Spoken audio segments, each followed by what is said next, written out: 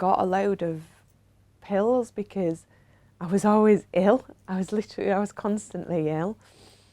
And I collected them all up and I thought, it'll just be easier. And that's what I thought. And I got to the point where I was just sat on the floor with all these boxes. And then I guess I had a moment of thinking about actually what would happen after. I knew that my parents would blame themselves. I was really, really struggling with how I was feeling, not being able to manage my thoughts, my anger, the frustration, and that's the first time I was diagnosed with depression. We tragically lost our son, our only son, René, to suicide. Some of his friends told me, if you were going to tell them that somebody will take their life by suicide, then René would be the last one that would come to their mind. BPD, I think, is a tough one. Personality disorders are the ones that doctors don't really want to put their thumb on because they're so different to each individual person. When I was 17, I sort of developed anorexia, and it was something that was quite a gradual process, and for a long time I didn't realise that I was anorexic. I didn't know anybody that suffered with mental health issues when I was at work. The only thing I ever heard was people that went off sick because of stress. The last time we saw René was on the day before we had lunch together. Now that makes it even harder because you feel it was so close. Had we not seen something, and there's a lot of sort of guilt and shame and anger. You just feel as a parent there is something we should have done or something we could have done. Calories, weighing, exercising, they all kind of dealt in numbers in one way or another, and I strangely found that quite cathartic in order to be able to quantify stuff. When I got my diagnosis, I was in a psychiatric hospital for trying to commit suicide. I'd been through so many doctors, psychiatrists, told so many different things, and it just got too much. From the outside, my life was brilliant. I had a really good career, just bought I had a house and was living with a guy who treated me really well. It wouldn't matter what I did because in here and in here, it wasn't right. And it eventually just got so exhausting that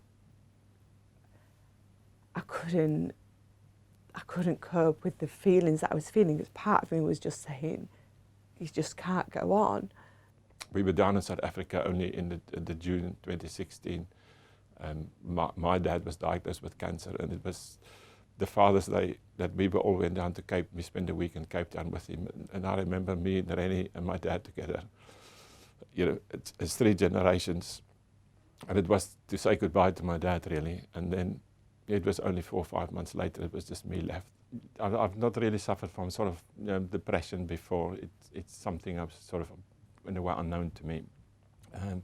But I really was in a place where I was just overcome by it. It's a bit like a dark monster. It just basically consumes you. The worst times were the times that I didn't even realise how bad or ill or down I even was. Because it's so hard to get perspective on your own life. It's like standing an inch away from a massive canvas. There's no way that you can make any sense of something that's so big. Even when I'm with my partner and I'm not lonely, I can just feel so alone, feel like no one understands me, because of course I don't understand me most of the time, so how could someone else?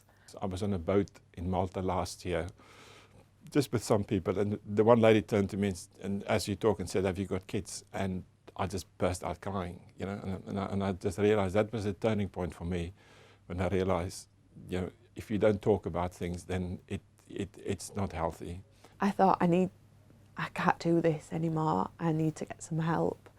The first thing was just to open up about actually how I was really feeling. I think one of the tipping points for me was instead of talking about taking the anorexia away, it was about gaining my life back. I don't think you get rid of it. It's not, you know, it isn't that it's a sore throat that you do take something for and then your sore throat goes away, because you don't actually know what's got you to that point. A lot of my songs have a message in them about mental health or about getting help. White Flag for me is one that's very special to me, because pain is very real. So it's important that if we can, we help each other. This Race for René campaign that we're doing, there's about 10 of us together that's going to take part in a race across the Atlantic. And it's really to sort of raise awareness of mental health and the prevention of young suicide. You know, those are two key themes for us. You know what, no one goes through life unscathed. Everyone's got problems, and it's not about trying to avoid them, it's trying to deal with those and give yourself the resilience tools to be able to deal as best as you can with whatever gets thrown at you.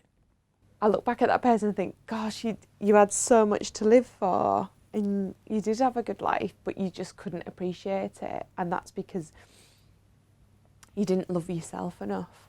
And I've always felt in the past, whenever I open up and talk to somebody, the colours looks a bit brighter and the world just feels a little bit lighter. You know, it does help. It does help.